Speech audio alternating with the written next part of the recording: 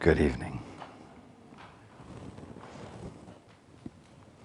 And welcome to everyone who's joining us on the internet.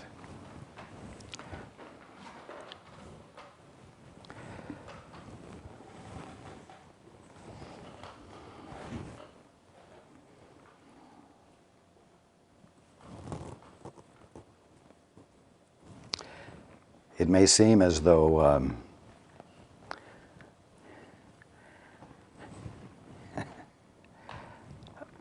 I'm too repetitious. It may seem as though I'm saying the same thing over and over again in different ways.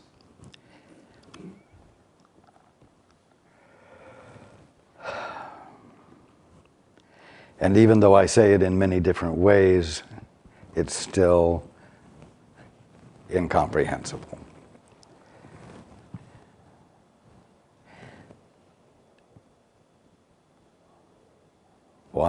Why would I say the same thing over and over again? Well, one reason is to convey to you that the answer is not complicated. There aren't 10,000 compartments to the answer. There aren't 10,000 things for you to learn in order to wake up.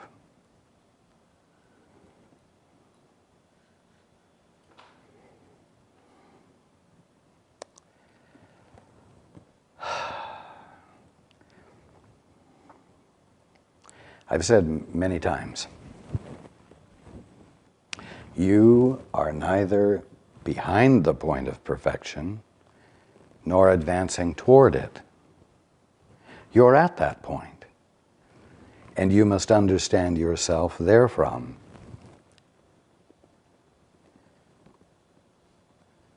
I keep telling you that right now you are the Christ. Right now you are the presence of God. What am I doing when I keep presenting you with this idea?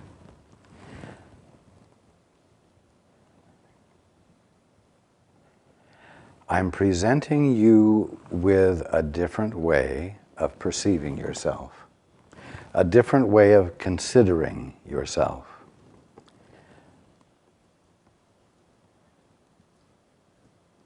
I don't come here each week and scold you for how poorly you did the week before. I do not confront you with your stupidity or your insanity or your ignorance. I do not focus in on what you would call the problem. I'm always focusing in on the answer, which is something quite apart from most of the things that occupy your time during the week and your concerns.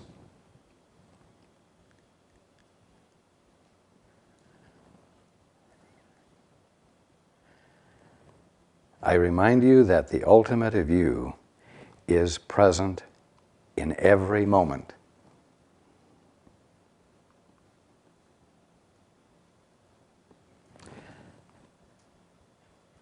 Now, if you think that I'm speaking to the ignorant one that you think you are, you will delay your progress. Because when I say you're neither behind the point of perfection nor advancing toward it, I'm not addressing, as the term has been applied to Paul, the bumbling oaf in you. I'm addressing the Christ that you are. In doing that, I substantiate it instead of substantiating the bumbling oaf. Most of the time as the week goes by in between Sunday evenings, your attention is more focused on the bumbling oaf that you are, and what a stupid asshole you are, and how ignorant you are, and how poorly you're doing. And in addition to that, You apply all of these criteria to everyone you work with and everyone you run into.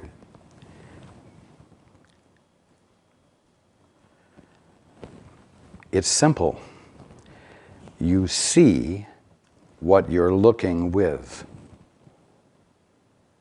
Whatever your frame of mind is, colors everything you see, causes everything to be seen in that context.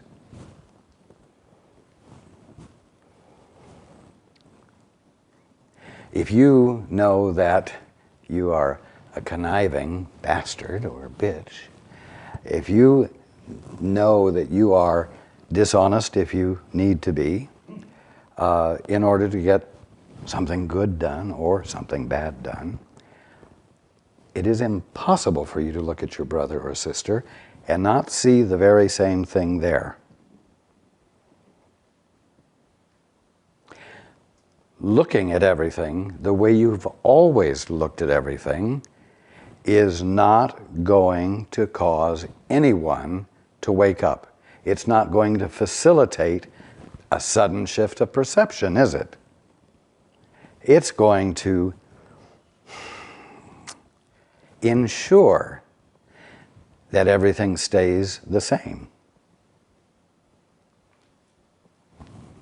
What we're talking about here,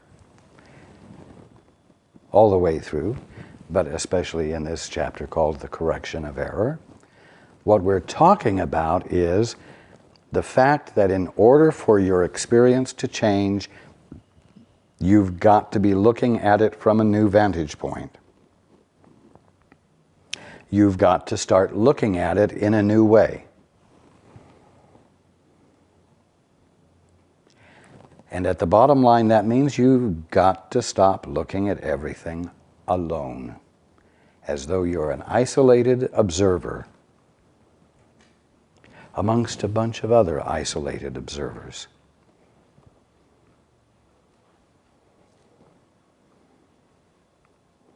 You really have to wish to look at everything with the Holy Spirit or with the mind of God. And you don't know what it will look like, and you don't even know for sure how to cause that to happen.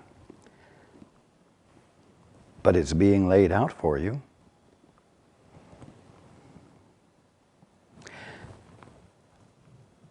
What I want to pinpoint here before we go back into the book is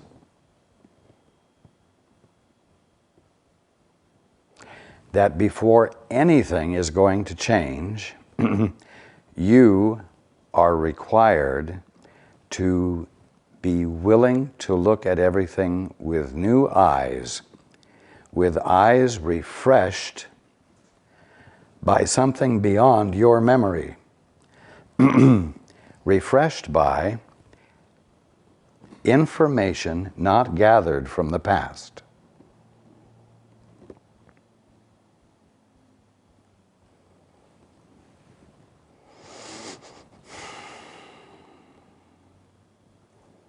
You are addicted to your memories, and you are addicted to your pet theories, and you're addicted to what you've determined everything to be because it's what you think keeps you sane. It's what you think keeps you grounded.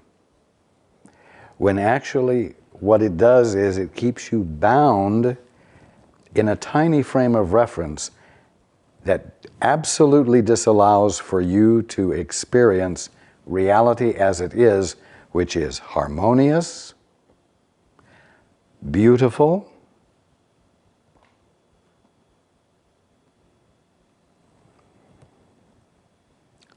divine, something far beyond your most fantastic imaginations.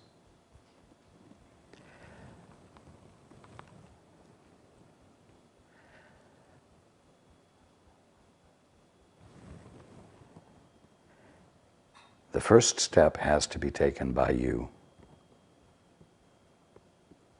not everyone out there.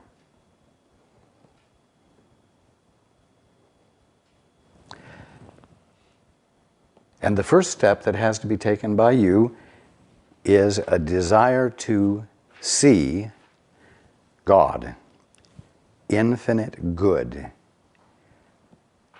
indivisible and undivided, and therefore unconflicted good in your experience. You don't know how to do that, so you have to ask for help.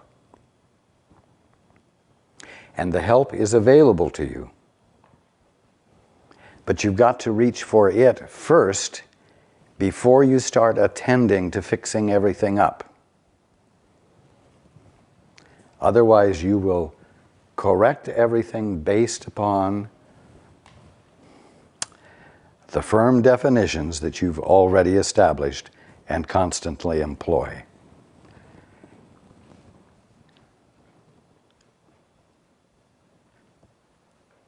Now, we've been recently talking about the fact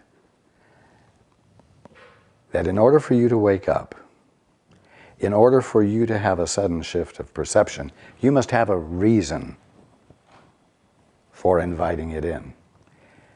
And your reason for inviting it in must be something other than yourself. You're all very used to being self-centered, taking care of yourself, covering your ass, ensuring that you will have the best experience you can, etc., etc., etc. We've been discussing the fact that you must have an object of your affection and that you must give what you would have. You must give in order to make your own that which has already been set in place as yours, because you're neither behind the point of perfection nor advancing toward it, you see.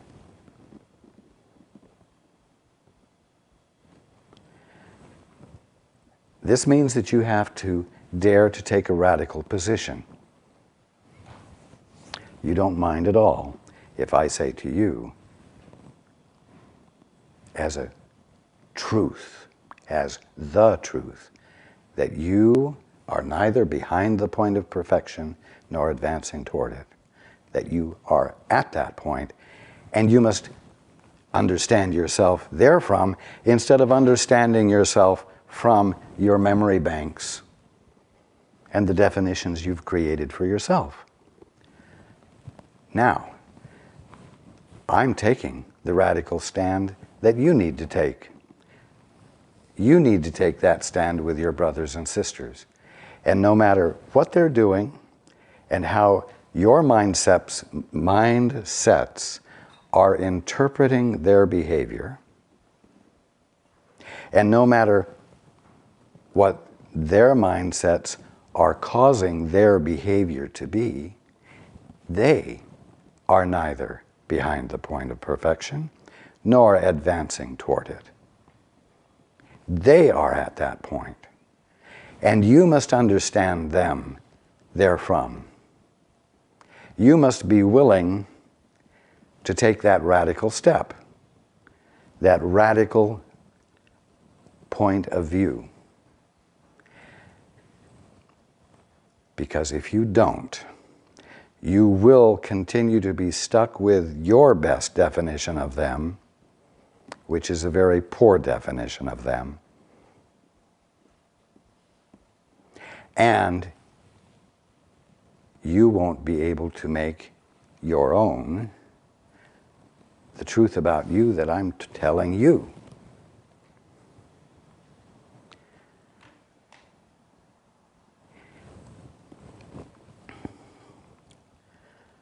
Problem solving, as it's generally practiced, involves, first of all, identifying the problem, and then identifying the source of the problem. And the source of the problem is always something out there, and it's always someone or some mechanical flaw. And then the correction of it is, whether it's someone or a thing, is handled mechanically. You mechanically manipulate, you retrain, you recondition the human being. But this human being that you're in the practice of reconditioning is being looked upon as an object, a weak link in the chain of command, or a weak link in the process of getting a job done, you see. We've got to do something with Henrietta. She's the weak link, you see. Very mechanical. And so you sit Henrietta down and you lecture her and you tell her how it must be and how she must look at it if she's going to be an effective part of the flow of whatever the product is that she's a part of manufacturing, you see.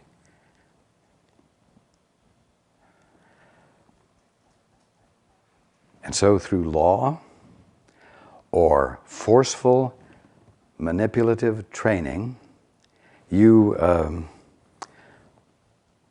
make each other be robots without any sense of the fact that here is soul,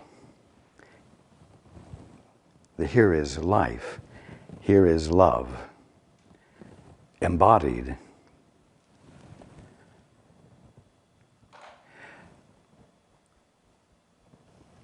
The individual, who's just a cog in the wheel, must learn to conform with the organization or the society. And to hell with how they feel about it. In fact, tell them, as part of their brainwashing, that they will feel good about themselves if they behave as a nice, obedient cog in the wheel.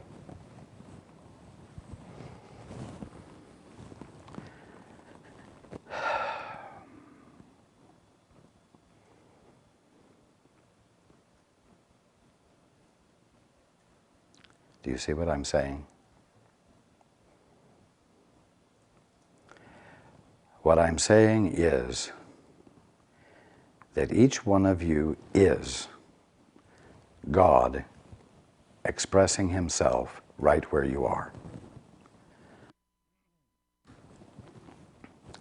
Each one of you not only has a divine gift to give, each one of you is a divine gift to all, to the whole.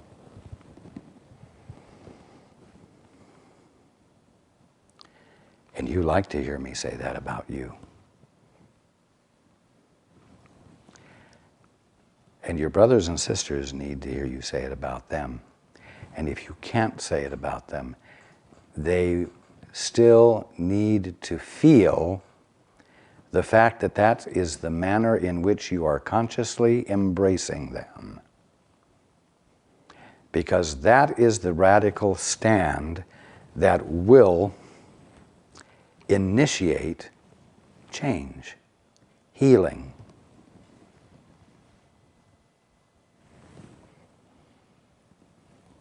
Let's go into the book.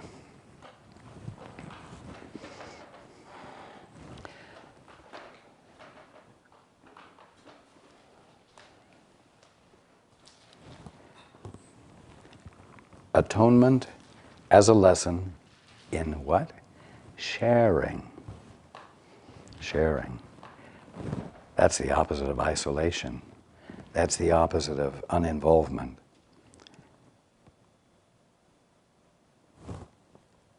Atonement is for all because it is the way to undo the belief that anything is for you alone. See, it's the undoing of aloneness that is your salvation. To forgive is to overlook. Look then beyond error, and do not let your perception rest upon it, for you will believe what your perception holds. See, I look at you and say to you, you're neither behind the point of perfection nor advancing toward it. You're at that point. I understand you therefrom, and you must understand yourself therefrom. I'm overlooking all the things you did this last week, or all the things you thought you did. I'm overlooking the mindset that keeps you bound to tininess. And I am reflecting back to you what I'm seeing.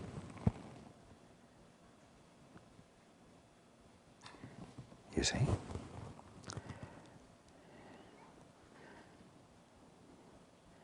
Accept as true only what your brother is. That's what I'm doing with you. That's what your brother needs you to do with him, or your sister with her. Accept as true only what your brother is, if you would know yourself. Perceive what he is not, and you cannot know what you are because you see him falsely. And again, if you see anything falsely, you see everything falsely, and it's because you have agreed to embody a false picture of yourself. Remember always that your identity is shared, and that its sharing is its reality.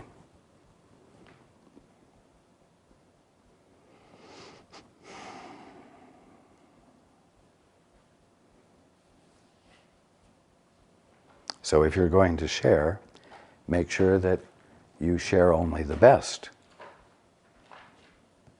that you share only the truth. Because you either lock yourself into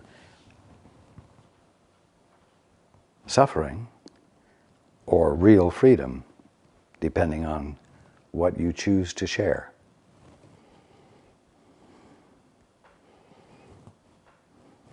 You have a part to play in the atonement. But the plan of the atonement is beyond you.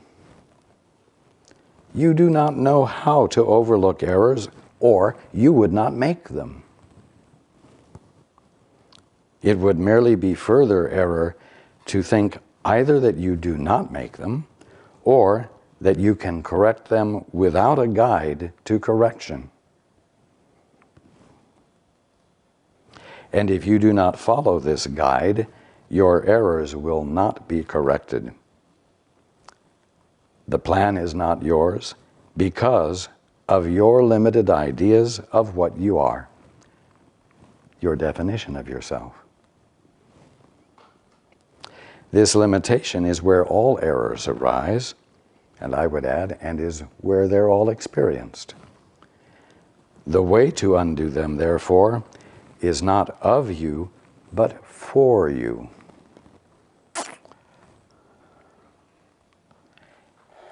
Well, if they're not of you and they're not of your creation, there must be something more than you in this universe.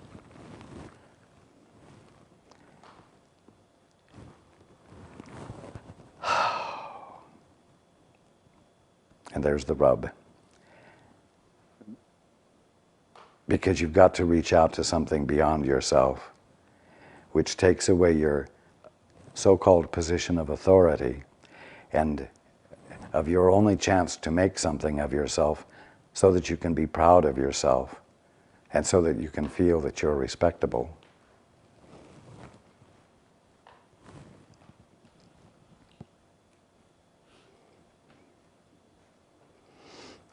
You're familiar with my song and dance about all of that. And if you're familiar with it, it's becoming part of you.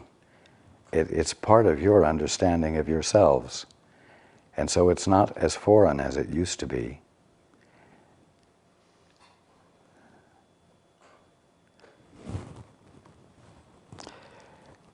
Continuing, the atonement is a lesson in sharing, which is given you because you have forgotten how to do it. The Holy Spirit merely reminds you of what is your natural ability. You see, the Holy Spirit doesn't say, "Oh, you goofed again. Oops, you goofed again, you stupid idiot." No, the Holy Spirit does what I do, merely reminds you of what is your natural ability. The Holy Spirit reminds you that you're neither behind the point of perfection nor advancing toward it. So abandon this trek, this hope of becoming something ultimate.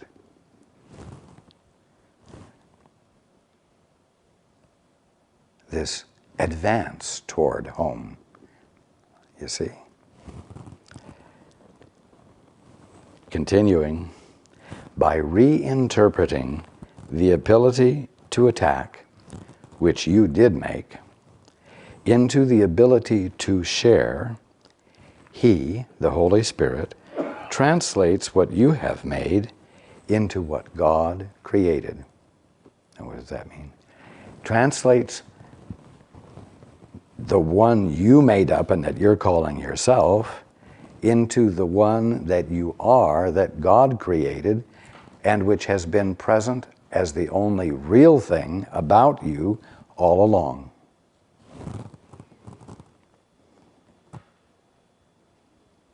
The Holy Spirit translates what you have made into what God created.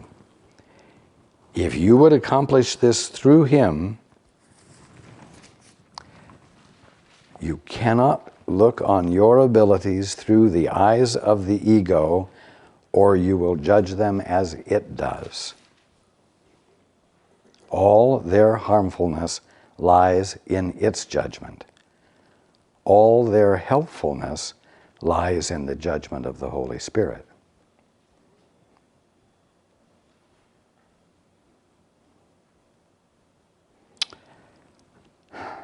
The ego, too, has a plan of forgiveness, because you are asking for one, though not of the right teacher.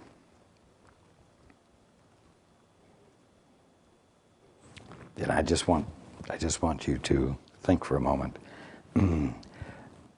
as to how often, when somebody tells you of a problem they're having, how often you, before they even get their sentence finished, have an answer for them.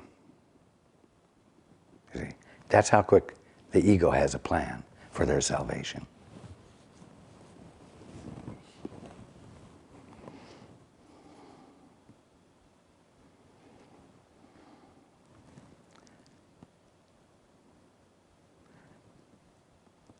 I want you to get the feel for that, because you all know how quickly you can have a retort to anything, even a helpful one, even though this helpful one is full of judgment and unkindness when you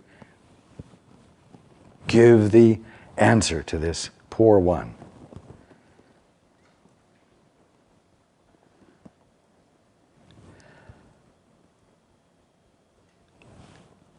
All along, what I'm encouraging you to do, and what the Course is expounding on, is to hesitate a moment before you let the ego speak and draw upon another source consciously.